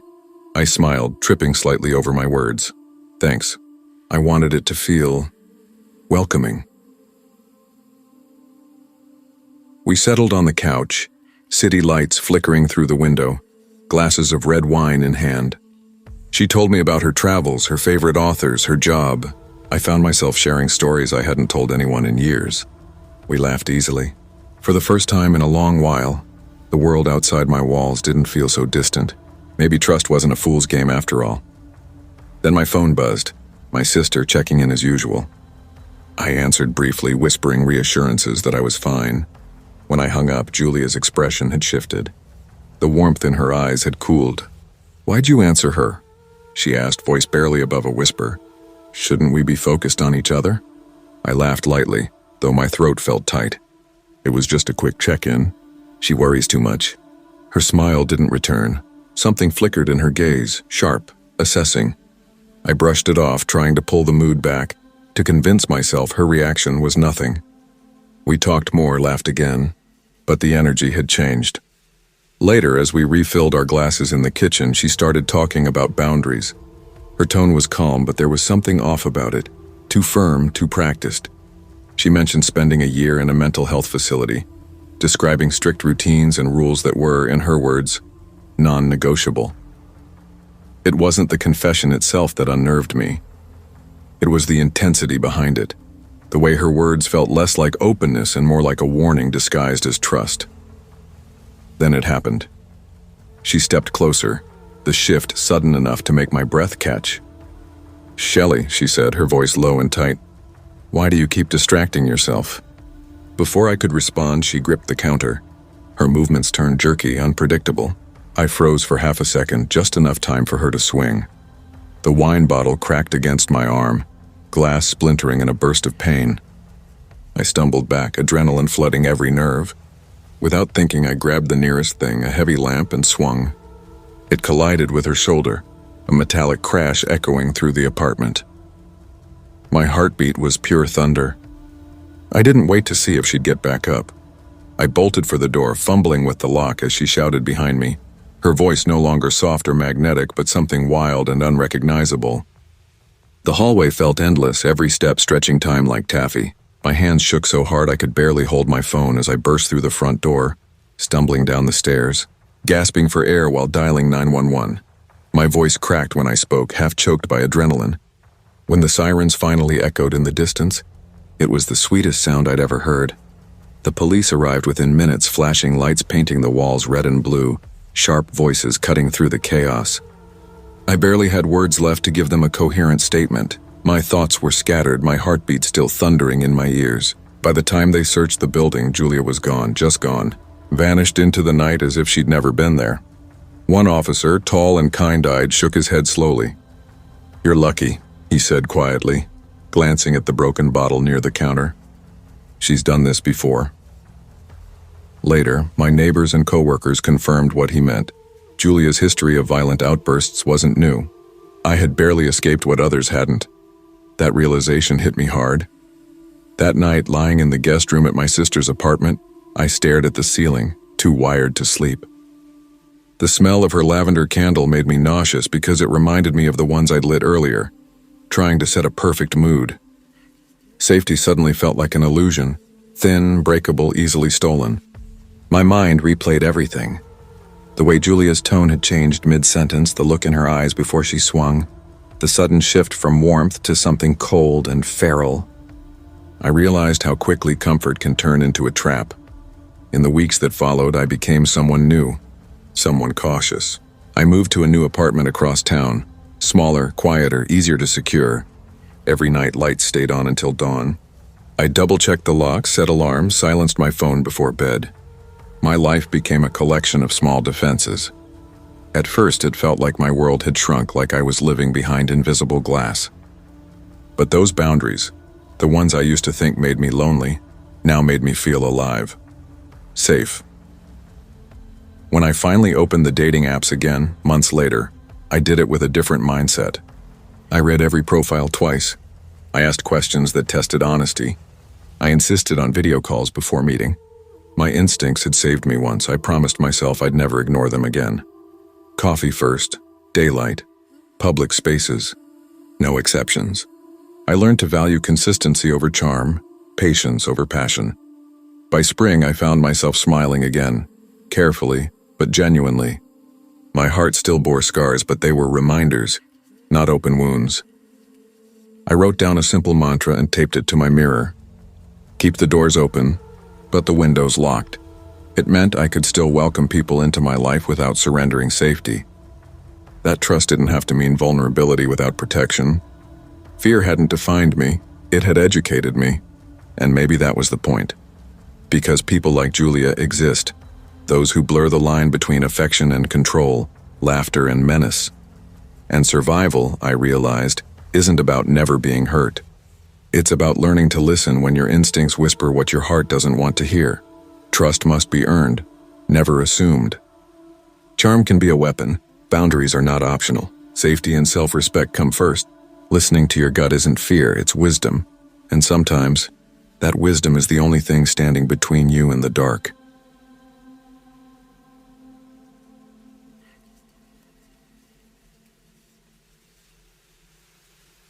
I never planned on going back to a dating app. After 6 years in a relationship that fizzled out, not in flames, but in quiet exhaustion, I'd promised myself I was done meeting strangers through screens.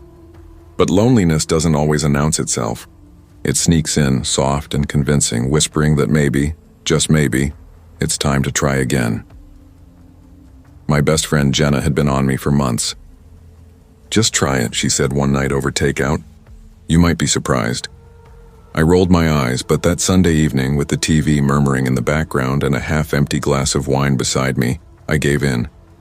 I downloaded the app, filled in the bare minimum of details, and started scrolling. Most of the profiles blurred together, men with the same half-posed selfies, the same "I love adventures" captions, the same smirks filtered into oblivion. Then one stopped me.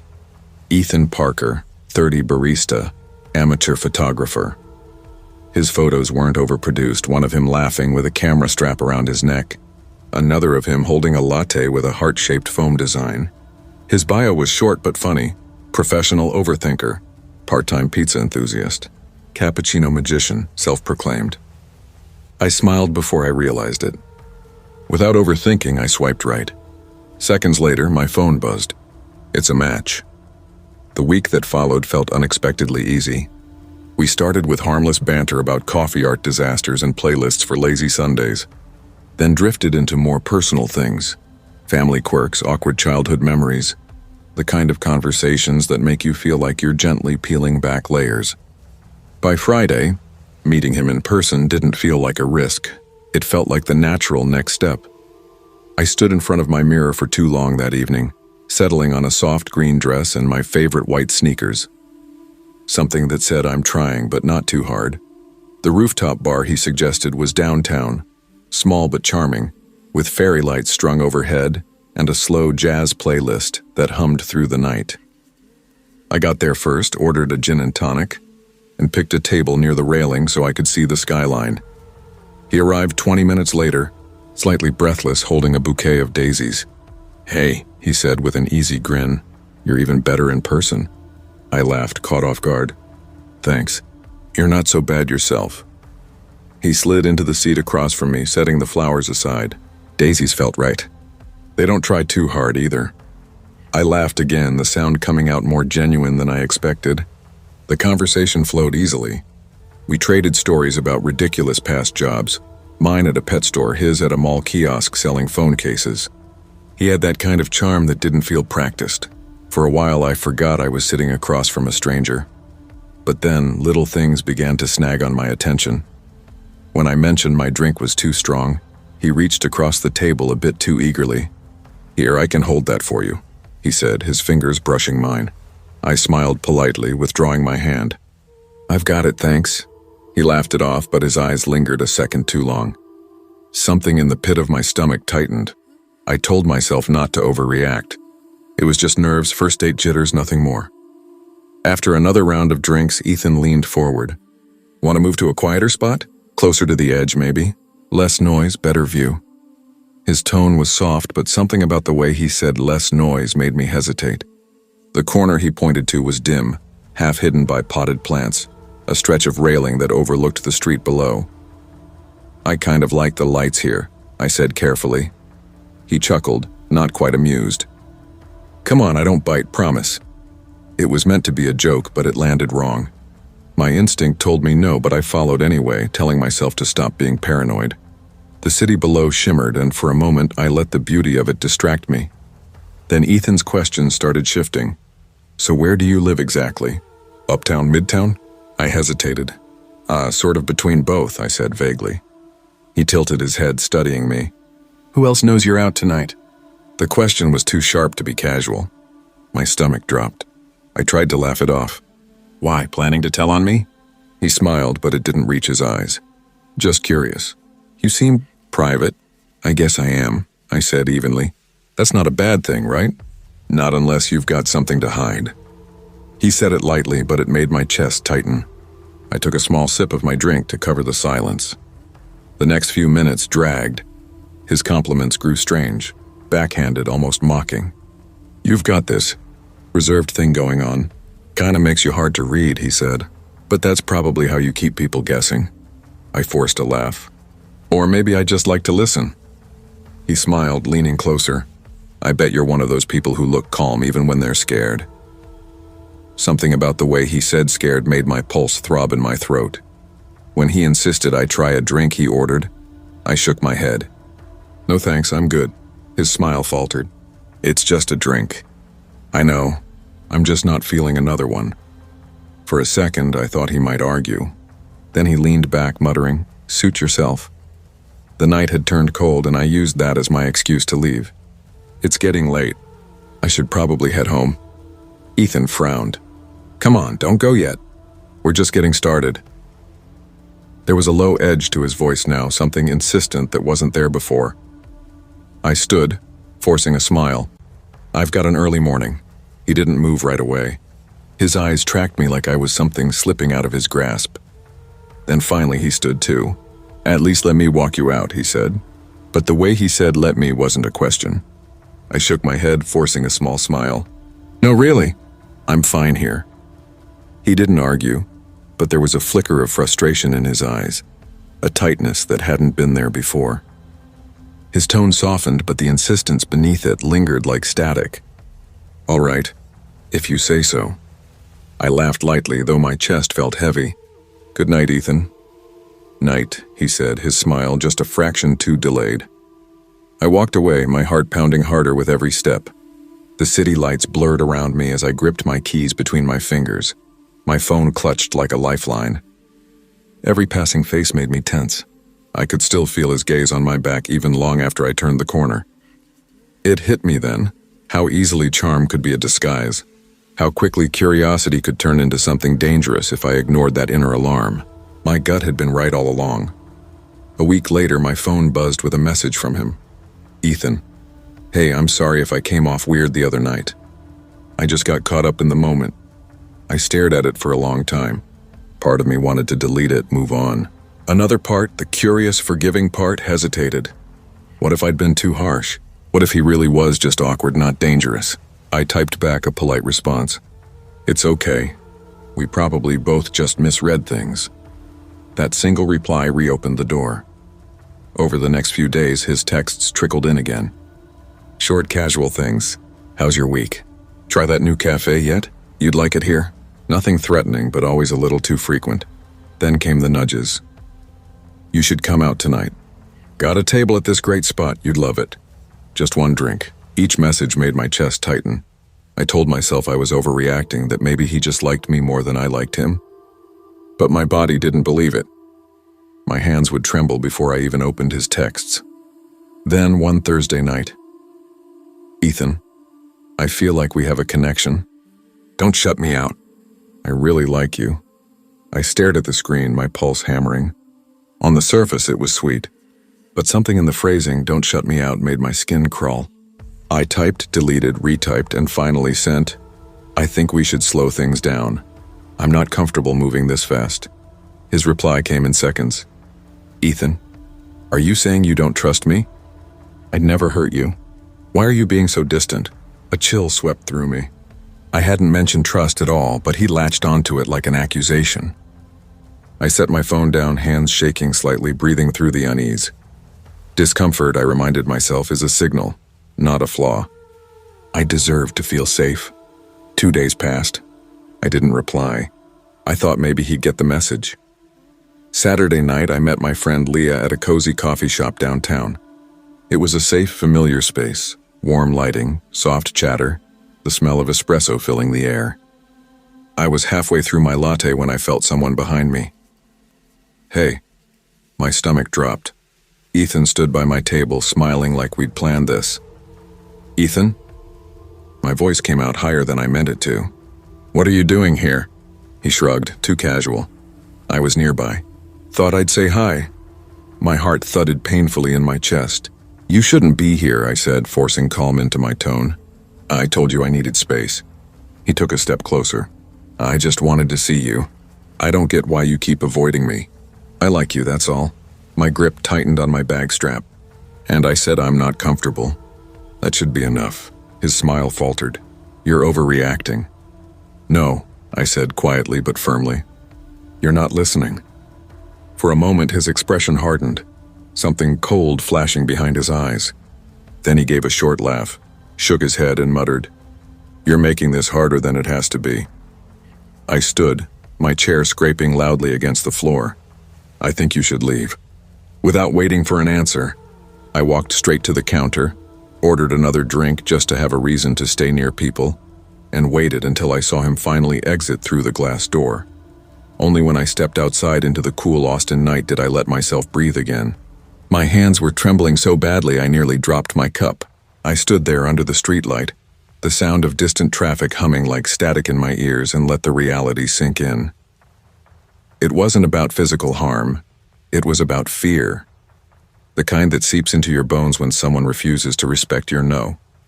That night I deleted his number, then the app. Weeks have passed since, and I still find myself double-checking the locks before bed, still tense when my phone buzzes unexpectedly. But something has shifted. I light a candle most nights, lavender or sandalwood, and let its soft glow fill the quiet of my apartment. I've started going to book clubs, painting workshops, hikes with coworkers, slow introductions, real faces, real laughter. No pressure, no swiping, no pretending. I've learned that attraction can blur your judgment, that charm doesn't guarantee safety. My instincts, though, those whispers I used to ignore, are the truest compass I have. Now I pick the places, I pick the pace, I pick the company, and above all, I pick myself.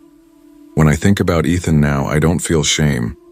I feel clarity, gratitude even, because he taught me something invaluable. Real connection doesn't demand or manipulate. It respects. It listens. It never makes you feel small for setting boundaries. If someone can't honor that, they don't deserve a place in your story.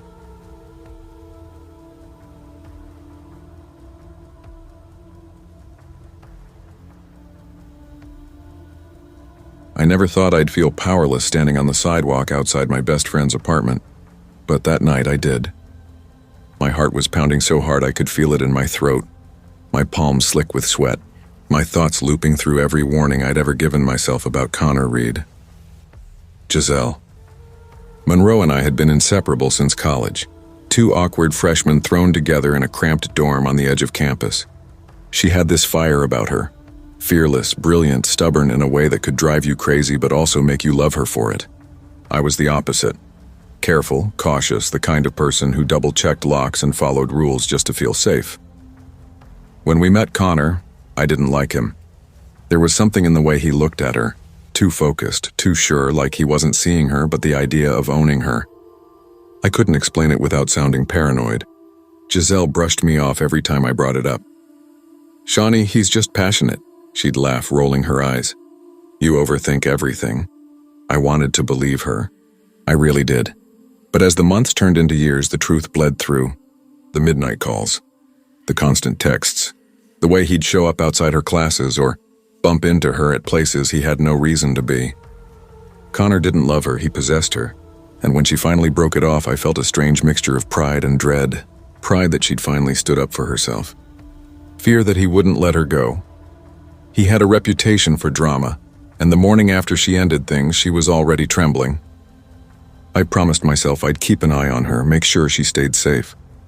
That night I followed her from a distance just to make sure she made it home.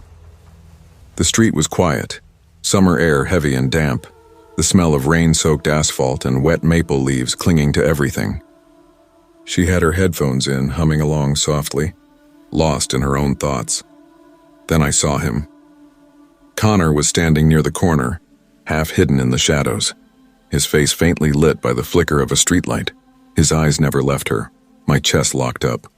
I wanted to yell, to run, to pull her back. Giselle noticed him a second later. She froze mid-step, her body tensing like a wire pulled too tight. "Connor, please," she said, her voice trembling but steady. "I told you it's over." He stepped forward, hands shaking. I need to know why, he said, voice cracking. I can't live without you. There was something in his tone, desperation mixed with something darker. I sprinted toward them, heart hammering. I grabbed her arm, whispering fiercely, "Go inside now." He stopped, watching us. For a second, I thought maybe he'd back off, but then he reached into his jacket and pulled out a bottle. My stomach plummeted. "You'll see," he screamed, voice raw. You'll all see! Before I could process it, he poured the liquid over himself. The sharp smell hit my nose, alcohol. My breath caught in my chest as he struck a match. The next seconds blurred. A flash of orange, the roar of flames, neighbors shouting, smoke clawing at the sky. I dragged Giselle backward as someone, a man from across the street, tackled Connor to the ground. Sirens wailed somewhere far away, growing louder by the second. By the time firefighters arrived, Connor was screaming, his voice high and broken. Then he was silent. They took him away on a stretcher, the air still stinking of smoke and melted plastic. Giselle clung to me, shaking so hard I thought she might collapse. I'll never date anyone without really knowing them again," she whispered, voice cracking. I held her tight. "You're safe now," I murmured. "That's all that matters." But safety was an illusion. The days after felt unreal, like we were trapped in someone else's nightmare. Giselle refused to leave her apartment. Every sound made her jump. The wind rattling the window, a car door slamming, footsteps in the hallway. Even the mail slot creaking made her flinch. I stayed with her as much as I could. We tried to build little routines. Short walks around the block, quick trips to the cafe down the street. Sometimes she'd even laugh, and for a second it felt like before. But the fear was always there, like smoke that never fully cleared. At night, I'd hear her get up, checking the locks, peeking through the blinds, whispering to herself that it was just the wind. It was during one of those walks, a few weeks later, that she finally opened up, really opened up, about the things she'd lived through with Connor. She told me everything that night, the obsessive texts that came at all hours, the phone calls in the dead of night, the way Connor had slowly chipped away at her world until she had only him left. My stomach twisted with guilt and fury. I'd warned her again and again, but she'd always been too kind, too hopeful, believing she could love him into being better. And yet, somehow she had survived him. We started taking small, practical steps. She added new locks to her doors and windows, changed her daily routes, got a new phone number. We even started taking self-defense classes together. Awkward at first, but strangely empowering. I kept reminding her, "You don't have to be brave every second. Just stay consistent. Keep yourself safe." It was exhausting, emotionally draining for both of us, but necessary. And slowly, Giselle began to reclaim her life. At first, it was small things. Walking to the corner store on her own, sitting at a cafe without scanning the room every 30 seconds, laughing, really laughing at a dumb joke I made. Every one of those moments felt like a tiny victory. Every day she woke up and faced the world was a win. I made sure to be there for every single one of them. Weeks passed. The panic eased, though the scars didn't vanish. Her fear didn't disappear, it just changed shape. It lived in her dreams now. In the sudden jolts that woke her gasping at 3 a.m., in the hesitation before she opened her door to anyone. "I can't stop thinking about what could have happened," she said one night, her voice thin and shaking. "Every step I take, I see him there. It's like I'm still running." I reached across the table, taking her trembling hands in mine. "You're not running anymore," I said. "You survived. You're alive. And I swear I'll do everything I can to make sure it stays that way." We started going to therapy together, trauma recovery, grounding exercises, coping techniques. The therapist encouraged Giselle to journal, to write every fear, every intrusive thought until she could look at them without flinching. Some nights I'd hear her scratching words into her notebook until dawn. Other nights she'd sleep peacefully for the first time in months. By early fall I could see the change in her. Her shoulders weren't always tight. She smiled more. She walked with her head up again. We went out to cafes, to late-night movies, even to small gatherings with old friends. Every laugh felt like a tiny rebellion against the shadow Connor had cast. One evening we were walking home beneath the glow of streetlights, the air crisp with the smell of fallen leaves. She stopped suddenly, looking up at the night sky. "I think," she whispered almost to herself, "I think I'm finally ready to live again." I smiled. "You've been living, Giselle," I said quietly. "You just didn't realize it yet." Months later, she was almost herself again, or maybe a stronger version of who she'd been before him. She started dating, carefully this time. No rushing, no blind trust. She laughed easily, spoke freely, but always with the quiet wisdom of someone who had seen darkness and learned from it. One night, we sat on her balcony, a soft breeze moving through the leaves, city lights flickering below us. The air was calm, the kind of calm that used to feel impossible. Giselle turned to me, her voice barely above a whisper. "I wouldn't have made it without you." I shook my head, smiling faintly. "You would have. You just needed someone to remind you how strong you already were." We watched the sun dip below the horizon in silence, the world bathed in gold. Connor's shadow still lingered somewhere in memory, but it no longer defined us. It had no power anymore. We had survived him. We had learned that strength isn't about never feeling fear. It's about moving forward despite it. Life will always bring danger, obsession, betrayal. But survival, real survival, isn't just about living through it. It's about learning to live after it, and with a little courage, and someone who refuses to let you fall. Even the darkest story can become one of light, resilience, and quiet defiance.